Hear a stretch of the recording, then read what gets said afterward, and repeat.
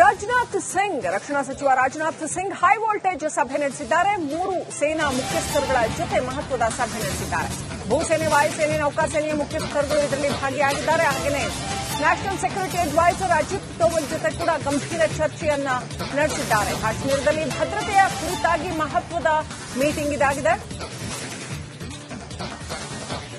ಅಜಿತ್ ಡೋವಲ್ ಹಾಗೂ ಸೇನಾ ಮುಖ್ಯಸ್ಥರುಗಳ ಜೊತೆ ರಾಜನಾಥ್ ಸಿಂಗ್ ಬಹಳ ಪ್ರಮುಖವಾದಂತಹ ಸಭೆಯನ್ನು ನಡೆಸಿದ್ದಾರೆ.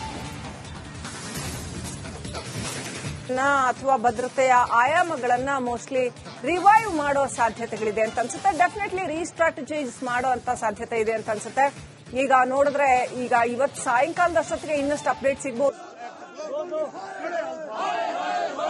ಕ್ಷಣ ಕ್ಷಣಕ್ಕೂ ಕೂಡ ಆತಂಕದ ವಾತಾವರಣ ಜಮ್ಮುವಿನಲ್ಲಿ ಮನೆ ಮಾಡ್ತಾ ಇದೆ. ನೋಡಿ, ಹೆಚ್ಚಿನ ಸಂಖ್ಯೆಯಲ್ಲಿ ಬಂದೋಬಸ್ತ್ಗಾಗಿ ಪೊಲೀಸರನ್ನ ಮತ್ತೆ ಆರ್ಮಿಯನ್ನ ನಿಯೋಜನೆ ಮಾಡ್ತಾ ಇದ್ದಾರೆ. ನೋಡಿ, ಈ ಸ್ಪಾಟ್ಗೆ ಈಗೊಂದು ಸಿಆರ್ಪಿಎಫ್ನ ಒಂದು ವಾಹನ ಹೊಂದಿದೆ. ಇದೇ ರೀತಿಯಾಗಿ ಸೇನಾ ಸಿಬ್ಬಂದಿಗಳನ್ನ ತಂದು ಡಿಪ್ಲಾಯ್ ಮಾಡಿ ಬಿಡ್ತಾ ಇದ್ದಾರೆ. ಆ ಮೂಲಕ ಹೆಚ್ಚಿನ ಸಂಖ್ಯೆಯಲ್ಲಿ ಸೇನಾ ಸಿಬ್ಬಂದಿ ಈಗ ಮೊಕ್ಕಾಂ ಹೂಡಿದ್ದಾರೆ. ನೋಡಿ, ಎಲ್ಲಾ ಸರ್ಕಲ್ಗಳಲ್ಲೂ ಕೂಡ ಈಗ ಸೇನಾ ಸಿಬ್ಬಂದಿಯನ್ನ ಹೆಚ್ಚಿನ ಸಂಖ್ಯೆಯಲ್ಲಿ ನಿಯೋಜನೆ ಮಾಡಲಾಗಿದೆ. ನೋಡಿ, ಇಲ್ಲೆಲ್ಲ ಟೆಂಟ್ಗಳನ್ನ ಹಾಕಿ ಅಥವಾ ಪೊಲೀಸ್ ಅಥವಾ ಆರ್ಮಿ ಕ್ಯಾಂಪ್ಗಳಲ್ಲಿ ಈಗ ವಿಶೇಷವಾದಂತ ಪೊಲೀಸ್ ವ್ಯವಸ್ಥೆಯನ್ನ ಮಾಡಲಾಗಿದೆ. ಆ ಮೂಲಕ ಎಲ್ಲಾ ರೀತಿಯಲ್ಲೂ ಕೂಡ ಅಂಡರ್ ಕಂಟ್ರೋಲ್ಗೆ ಸೇನಾ ಸಿಬ್ಬಂದಿ ಈಗ ಸಂಪೂರ್ಣವಾಗಿ ತಂದಿದ್ದಾರೆ.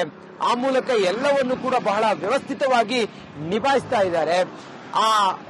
ಆ ಭಯೋತ್ಪಾದಕರಿದ್ದಾರಲ್ಲ, ಎಲ್ಲಿಂದಲೂ ಕೂಡ ತಪ್ಪಿಸಿಕೊಂಡು ಹೋಗಬಾರ್ದು ಅನ್ನೋ ಕಾರಣಕ್ಕೋಸ್ಕರ ಎಲ್ಲಾ ಕಡೆಗಳಲ್ಲೂ ಕೂಡ ನಾಕಾಬಂದಿಯನ್ನ ಹಾಕಿದ್ದಾರೆ. ಪೊಲೀಸರು ಮತ್ತೆ ಸೇನಾ ಸಿಬ್ಬಂದಿ ಶಸ್ತ್ರ ಸಜ್ಜಿತರಾಗಿ ಎಲ್ಲಾ ಕಡೆಗಳಲ್ಲೂ ಕೂಡ ಕಾಯ್ತಾ ಇದ್ದಾರೆ. ನೋಡಿ, ಪೊಲೀಸರು ಇಲ್ಲಿ ತಮ್ಮ ಕುಟೀರಗಳಲ್ಲಿ ಒಳಗಡೆ ಎಲ್ಲವನ್ನು ಕೂಡ ವ್ಯವಸ್ಥಿತವಾಗಿ ನಿಂತುಕೊಂಡು ಕಾಯ್ತಾ ಇರೋದನ್ನ ತಾವು ಗಮನಿಸ್ತಾ ಇದ್ದೀರಿ. ಯಾರಿಗೂ ಕೂಡ ಒಳ ಹೋಗೋದಕ್ಕೂ ಕೂಡ ಅವಕಾಶ ಇಲ್ಲ, ಹೊರಗಡೆ ಬರೋದಕ್ಕೂ ಕೂಡ ಅವಕಾಶ ಇಲ್ಲ. ಅಂತ ಪರಿಸ್ಥಿತಿ ಈಗ ಇಲ್ಲಿನ ಚಿತ್ರಣ ಕಂಡು ಬರ್ತಾ ಇದೆ. ಸದ್ಯಕ್ಕೆ ರಿಪಬ್ಲಿಕ್ ಕನ್ನಡ ಸ್ಪಾಟ್ನಲ್ಲಿದ್ದು ಸಂಪೂರ್ಣವಾದಂತ ಚಿತ್ರಣವನ್ನ ಜನರಿಗೆ ತೆರೆದಿಡುವಂತ ಪ್ರಯತ್ನವನ್ನ ಮಾಡ್ತಾ ಇದೀವಿ. ನೋಡಿ, ಜಮ್ಮುವಿನಲ್ಲಿ ಆದಂತ ಈ ಅಟ್ಯಾಕ್ ಇದೆಯಲ್ಲ, ಸಂಪೂರ್ಣವಾಗಿ ಇಲ್ಲಿನ ವ್ಯವಸ್ಥೆಯನ್ನ, ಅದರಲ್ಲೂ ಕೂಡ ಎಲ್ಲ ಒಂದಿಷ್ಟು ಸೂಕ್ಷ್ಮ ಪ್ರದೇಶಗಳಲ್ಲಿ ಕಟ್ಟುನಿಟ್ಟಿನ ಕ್ರಮಗಳನ್ನು ತೆಗೆದುಕೊಳ್ಳೋದ್ರ ಜೊತೆಗೆ ಹೆಚ್ಚಿನ ಸೇನಾ ಸಿಬ್ಬಂದಿಯ ನಿಯೋಜನೆ ಮಾಡೋದ್ರ ಜೊತೆಗೆ ಈ ಒಂದು ಭಯೋತ್ಪಾದಕ ಕೃತ್ಯದಲ್ಲಿ ಭಾಗಿಯಾದಂತ ಸಂಘಟನೆ ಮತ್ತೆ ಯಾರ್ಯಾರು ಇದರಲ್ಲಿ ಇದ್ದಾರೆ ಅವರನ್ನ ಹೆಡೆಮುರಿ ಕಟ್ಟೋದಕ್ಕೆ ಬೇಕಾದಂತ ಎಲ್ಲಾ ತಯಾರಿಗಳನ್ನು ಕೂಡ ಮಾಡ್ತಾ ಇದೆ. ಮತ್ತೊಂದು ಕಡೆಯಲ್ಲಿ ಆಂಬ್ಯುಲೆನ್ಸ್ಗಳ ಓಡಾಟ ಮತ್ತೆ ಯಾರು ಗಾಯಾಳುಗಳಿದ್ದಾರೆ ಅವರನ್ನ ಬೇರೆ ಕಡೆಗೆ ಶಿಫ್ಟ್ ಮಾಡೋದು, ಇದೆಲ್ಲವೂ ಕೂಡ ನಿರಂತರವಾಗಿ ನಡೀತಾ ಇದೆ. ಸದ್ಯಕ್ಕೆ ಲೋಕಲ್ ಬಿಟ್ರೆ ಬೇರೆ ಯಾರಿಗೂ ಕೂಡ ಒಳಗಡೆ ಹಾಗೆಲ್ಲ ಹೋಗೋದಕ್ಕೆ ಅವಕಾಶ ಇಲ್ಲ. ಆ ಮೂಲಕ ಒಂದು ರೀತಿಯಲ್ಲಿ ಕಟ್ಟುನಿಟ್ಟಿನ ಕ್ರಮಕ್ಕೆ ಇಲ್ಲಿನ ಸೇನಾ ಸಿಬ್ಬಂದಿ ಮುಂದಾಗ್ತಾ ಇದ್ದಾರೆ. ಟ್ರಕ್ಗಳ ಮೂಲಕ ಹೆಚ್ಚಿನ ಸಂಖ್ಯೆಯಲ್ಲಿ ಪೊಲೀಸರನ್ನ ನಿಯೋಜನೆ ಮಾಡ್ತಿರೋದನ್ನ, ಹೆಚ್ಚಿನ ಸಂಖ್ಯೆಯ ಆರ್ಮಿ ಸಿಬ್ಬಂದಿಯನ್ನ ನಿಯೋಜನೆ ಮಾಡ್ತಿರೋದನ್ನ ನಾವು ಗಮನಿಸ್ತಾ ಇದ್ದೀವಿ. ಕ್ಷಣ ಕ್ಷಣಕ್ಕೂ ಕೂಡ ಪರಿಸ್ಥಿತಿಯನ್ನ ಕಂಟ್ರೋಲ್ಗೆ ತೆಗೆದುಕೊಂಡು ಬಂದು ಆ ಮೂಲಕ ಎಲ್ಲವನ್ನು ಕೂಡ ಈಗ ತಮ್ಮ ಸುಪರ್ದಿಗೆ ತೆಗೆದುಕೊಳ್ತಾ ಇದ್ದಾರೆ ಸೇನಾ ಸಿಬ್ಬಂದಿ. ನೋಡಿ, ಅಲ್ಲೊಂದು ವಾಹನವೂ ಕೂಡ ನಿಂತಿದೆ. JK ಪೊಲೀಸ್, JNK ಪೊಲೀಸ್ ಅಂತೇಳಿ ಅಲ್ಲಿ ಜಮ್ಮು ಕಾಶ್ಮೀರ ಪೊಲೀಸರ ಅಲ್ಲೊಂದು ವಾಹನವೂ ಕೂಡ ನಿಂತಿದೆ. ತಾವು ಗಮನಿಸ್ತಾ ಇದ್ದೀರಿ, ಅಲ್ಲೊಬ್ರು ಸೇನಾ ಸಿಬ್ಬಂದಿ ರಸ್ತೆಗೆ ಅಡ್ಡಲಾಗಿ ನಿಂತು ಹೋಗೋರು ಬರೋರ್ನ ಎಲ್ಲರನ್ನೂ ಕೂಡ ಅವರ ಚಲನವಲನದ ಮೇಲೆ ಕಣ್ಣು ಹಾಯಿಸ್ತಾ ಇರೋದನ್ನ ತಾವು ಗಮನಿಸ್ತಾ ಇದ್ದೀರಿ. ಒಟ್ಟಾರೆ ಎಲ್ಲಾ ರೀತಿಯಲ್ಲೂ ಕೂಡ ಈಗ ಅಂಡರ್ ಕಂಟ್ರೋಲ್ಗೆ ಪರಿಸ್ಥಿತಿ ಬಂದಿದೆ. ಆದ್ರೂ ಕೂಡ ಯಾರು ಭಯೋತ್ಪಾದಕ ಚಟುವಟಿಕೆಯಲ್ಲಿ ಭಾಗಿಯಾಗಿದ್ದಾರೆ ಅವ್ರನ್ನ ಹೆಡೆಮುರಿ ಕಟ್ಟುವ ದೃಷ್ಟಿಯಲ್ಲಿ ಈಗ ಸೇನಾ ಸಿಬ್ಬಂದಿ ಕಾರ್ಯಪ್ರವೃತ್ತರಾಗಿದ್ದಾರೆ. ರಾಜನಾಥ್ ಸಿಂಗ್ ರಕ್ಷಣಾ ಸಚಿವ ರಾಜನಾಥ್ ಸಿಂಗ್ ಹೈ ವೋಲ್ಟೇಜ್ ಸಭೆ ನಡೆಸಿದ್ದಾರೆ. 3 ಸೇನಾ ಮುಖ್ಯಸ್ಥರುಗಳ ಜೊತೆ ಮಹತ್ವದ ಸಭೆ ನಡೆಸಿದ್ದಾರೆ. ಭೂಸೇನೆ, ವಾಯುಸೇನೆ, ನೌಕಾಸೇನೆಯ ಮುಖ್ಯಸ್ಥರುಗಳು ಇದರಲ್ಲಿ ಭಾಗಿಯಾಗಿದ್ದಾರೆ. ಹಾಗೆಯೇ ನ್ಯಾಷನಲ್ ಸೆಕ್ಯೂರಿಟಿ ಅಡ್ವೈಸರ್ ಅಜಿತ್ ಡೋವಲ್ ಜೊತೆ ಕೂಡ ಗಂಭೀರ ಚರ್ಚೆಯನ್ನ ನಡೆಸಿದ್ದಾರೆ. ಕಾಶ್ಮೀರದಲ್ಲಿ ಭದ್ರತೆಯ ಕುರಿತಾಗಿ ಮಹತ್ವದ ಮೀಟಿಂಗ್ ಇದಾಗಿದೆ. ಅಜಿತ್ ಡೋವಲ್ ಹಾಗೂ ಸೇನಾ ಮುಖ್ಯಸ್ಥರುಗಳ ಜೊತೆ ರಾಜನಾಥ್ ಸಿಂಗ್ ಬಹಳ ಪ್ರಮುಖವಾದಂತಹ ಸಭೆಯನ್ನು ನಡೆಸಿದ್ದಾರೆ. ಅಥವಾ ಭದ್ರತೆಯ ಆಯಾಮಗಳನ್ನ ಮೋಸ್ಟ್ಲಿ ರಿವೈವ್ ಮಾಡೋ ಸಾಧ್ಯತೆಗಳಿದೆ ಅಂತ ಅನ್ಸುತ್ತೆ. ಡೆಫಿನೆಟ್ಲಿ ರೀಸ್ಟ್ರಾಟಜೈಸ್ ಮಾಡೋ ಅಂತ ಸಾಧ್ಯತೆ ಇದೆ ಅಂತ ಅನ್ಸುತ್ತೆ. ಈಗ ನೋಡಿದ್ರೆ ಇವತ್ತು ಸಾಯಂಕಾಲದಷ್ಟೊತ್ತಿಗೆ ಇನ್ನಷ್ಟು ಅಪ್ಡೇಟ್ ಸಿಗಬಹುದು. ಕ್ಷಣ ಕ್ಷಣಕ್ಕೂ ಕೂಡ ಆತಂಕದ ವಾತಾವರಣ ಜಮ್ಮುವಿನಲ್ಲಿ ಮನೆ ಮಾಡ್ತಾ ಇದೆ.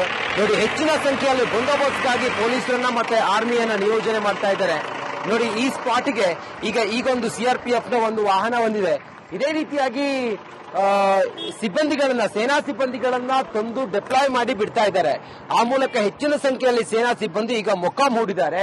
ನೋಡಿ, ಎಲ್ಲಾ ಸರ್ಕಲ್ಗಳಲ್ಲೂ ಕೂಡ ಈಗ ಸೇನಾ ಸಿಬ್ಬಂದಿಯನ್ನ ಹೆಚ್ಚಿನ ಸಂಖ್ಯೆಯಲ್ಲಿ ನಿಯೋಜನೆ ಮಾಡಲಾಗಿದೆ.